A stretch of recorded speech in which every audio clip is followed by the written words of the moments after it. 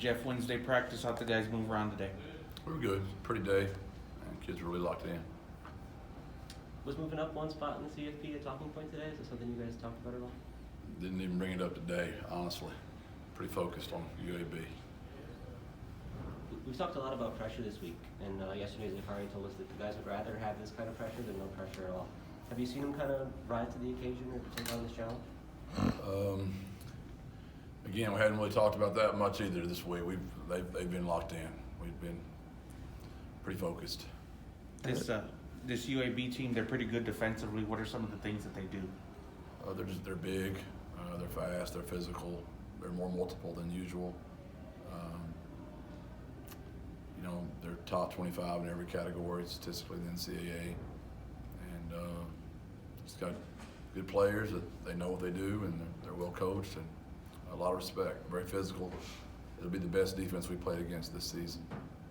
Is this going to be the biggest challenge along the line of scrimmage in terms of line versus line? I'd say so. They're massive up front on D-line. They're just really big and physical kids, so it'll be our biggest test, no doubt. Jeff, going back to Greg's question about the pressure, even though you guys don't talk about it, is it a privilege to just be in this position? We usually do talk about it. It's just this week it just hadn't come up yet, just because I don't know. I guess there's not much time to waste. These guys do a lot of stuff, and we got to be prepared. You just don't have to talk about that stuff on these weeks. Those other weeks you do, but not these kind of weeks. There's nothing to do in these kind of weeks except prepare. You don't have to worry about extra stuff in these kind of games. If y'all do win on Saturday, it would be the first time the school won the West Division in football. What would that mean for you and the players? Oh, that'd be something we'd probably discuss after the game. I haven't even gone there in my mind yet. Jeff, when you look at UAB's season, the loss at home against Rice really sticks out. Is there anything that you saw on film that kind of explains what was sort of an outlier for a lot of us watching? They had a Southern Miss game, like we did, as one of those outliers. You had freaky turnovers. They scored on the last play of the game to win the game. They were celebrating, and there was a holding penalty, and it got called back. It was one of those days where the harder they tried, the more they couldn't get out of their own way. And Rice's quarterback they went to played really well, and it was just one of those days. I think in the first half, UAB might have had the ball 16 plays because they either scored really fast or turned it over really quick. It was, if they played each other, 100 times, I don't know that would ever happen again. Jeff, their offense, what do they do that your defense has to prepare for this week? They're going to run the ball. They've got a really good back in 22, and Warren's a great back as well. And their stuff off of it's very good. It looks just like their run. Really good tight end in 20, really good receiver in 11 and 3, and they're very well coached.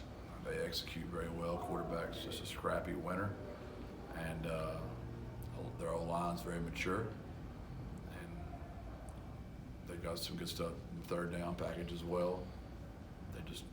They're a well coached football team. Jeff, when we've talked about Frank this week, you mentioned wanting to make him more comfortable and involved in the game planning this weekend. Can you elaborate kind of on what that means or how you go about that? You just, you want to make sure he's comfortable in everything we're doing. And that's all that is. I just want to make sure he feels good about the plan. Does that involve simplifying in a lot of cases, or what goes into that? Just whatever he wants it to be. Hi, Coach. Hi. I wanted to ask, you mentioned yesterday that the 2-10 triangle of toughness is kind of part of your culture at the team. Do you think that plays a role in the players' performance or even their mindset when they're going into the games this season? I would hope so. I mean, that's all we talk about. That's all we talk, preach, and try to live by. And, it's our brand. And what is branding? Branding is when your image and likeness, they're a match. And that's very rare in today's society, where someone says they are something and they actually are that. It's sad, but it's true. And we're not perfect by any stretch of the imagination. We fall short of those goals at times. We have culture pillar violations all the time around here. But we hope that is true.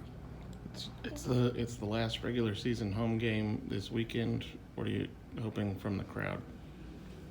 You know, whoever's there, if they have the same energy they had Saturday, we'll be grateful.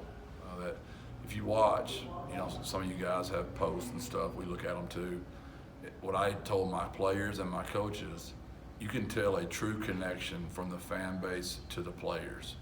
Those fans are truly cheering for those players. Like, you can tell they feel like they are a part of Roadrunner football. There was no fake fan up there. They were beating on the side of the Alamo Dome, and they had their whatever, painted faces, painted bodies, ugly pictures of me, whatever it might have been.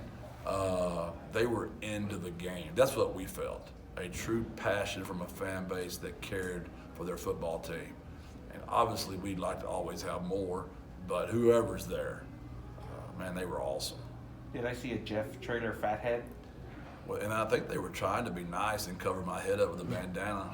They didn't realize how big my tater head was. They had to get like a towel instead of a bandana to cover up this big melon I got. All right, Jeff.